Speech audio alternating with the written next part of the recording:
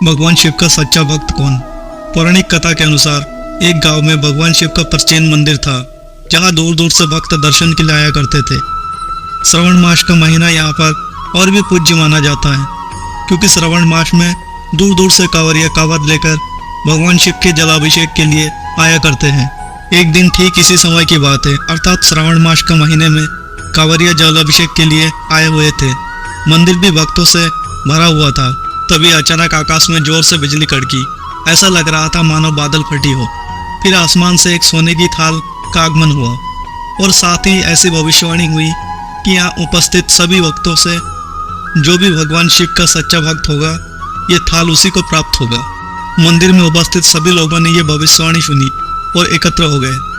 जो लोग मंदिर का देखरेख व व्यवस्था देखा करते थे और मन में विचार बना चुके थे कि ये थाल तो हमें ही मिलेगा, इसलिए वे सबसे आगे खड़े हो गए।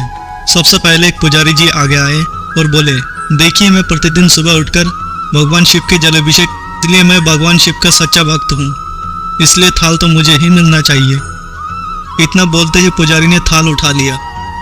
जैसे ही पुजारी ने थाल उठाया, वो थाल पीतल का हो गया। थाल को पीतल होता देख पुजारी जी बहुत शर्मिंदा हुए और थाल को उसी जगह पर रखकर वहां से चले गए।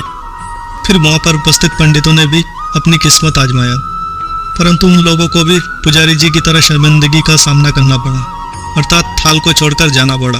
उनमें से भी कोई शायद सच्चा भक्त नहीं था। इसके बाद उस नगर के राजा साहब पधारे और बोले, मैंने इस प्राचीन मंदिर के लिए बहुत भारी दान दक्षिणा किया है, इसलिए थाल तो मुझे ही मिलना चाहिए। इतना बोलकर राजा ने थाल उठाया। राजा के थाल उठाते ही थाल तांबे का हो गया।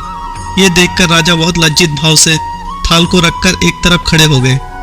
इसी तरह एक से बढ़कर एक पंडित, दानी, महात्मा, पुजारी आते गए, परंतु थाल किसी के हाथ में तांबा, तो किसी के हाथ में लोहा, तो किसी के हाथ में पीतल का हो गया, परंतु सोने का नहीं हुआ। तब लोगों को पता चला कि हम में से कोई भी भगवान शिव का सच्चा भक्त यहाँ पर नहीं है। तभी रास्ते से आते समय उसे एक भिखारी मिल गया, जो किसान से कुछ खाने के लिए मांग लिया। उस भिखारी पर किसान को दया आ जाता है। जो खाना वो स्वयं के लिए लेकर आया था, वो खाना उसने भिखारी को दे दिया।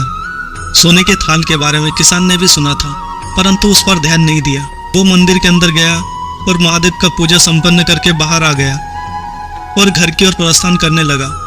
तभी पीछे से एक व्यक्ति किसान को आवाज देते हुए कहा, अरे सुनो भाई, तुम भी ये थाल उठाकर क्यों नहीं देखते हो सकता है ये थाल तुम्हारे लिए आया हो और तुम ही वो सच्चे भक्त हो। इस पर किसान को लगा वो व्यक्ति उसे सबके सामने मजाक का पात्र बनाता हुआ देखना चाहता है। इसके बाद किसान हंसता हुआ बोला, नहीं भाई, मैं कभी कभार यहाँ आ पाता हूँ और ना ही मैं इतना पूजा पाठ कर पाता हूँ, मैं काहे का सच्चा भक्त हूँ।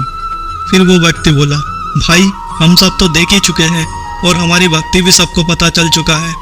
तुम भी हाथ लगा कर देख लो, सोने की थाल मिले या ना मिले, पता तो चल ही जाएगा तुम्हारी भक्ति में कितनी शक्ति है।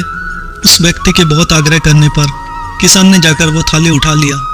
जैसे ही किसान ने थाली उठाई, वहां पर उपस्थित सभी लोग हैरान हो गए, क्योंकि सोने की थाल रोशनी से चमकने लगा। ये दृश्य देखकर सभी लोग उस किसान की जय जयकार करने लगा और बोला, तुम हो वो भगवान के सच्चे भक्त। फिर वहां पर उपस्थित लोगों ने बोला, अब हमें भी बता दो, तुम भगवान शिव की ऐसी कौन सी भक्ति करते हो जो महादेव तुमसे इतने प्रसन्न हैं। इस पर किसान बोला, देखो, मैं कोई भक्ति नहीं करता हूँ, दिन भर खेतों में काम करता हूँ और मुझसे जितना हो पाता है उतना जरूरतमंद लोगों की सहायता कर देता हूँ। इसके अलावा कोई विशेष कार्य नहीं करता हूँ। फिर वहाँ के लोग पूछने लगे, आखिर तुम दूसरों की मदद करते क्यों हो? इस पर किसान बोला, मेरे कारण लोग सहायता पाते हैं तो उनके चेहरे में एक मुस्कान आता है, वो देखकर मेरे मन को सुकून मिलता है। शायद यही कारण है कि महादेव मुझसे इतने प्रसन्न हैं। इसलिए आप सभी भक्तों से मेरा विनती है कि आप सभी अच्छे कर्म करते रहिए, क्योंकि अच्छे कर्म का फल हमेशा अच्छा ही होता है और बुरे कर्म का फल हमेशा बुरा होता है। कहानी को पूरा सुनने के लिए आप सभी का तहे दिल से धन्यवाद।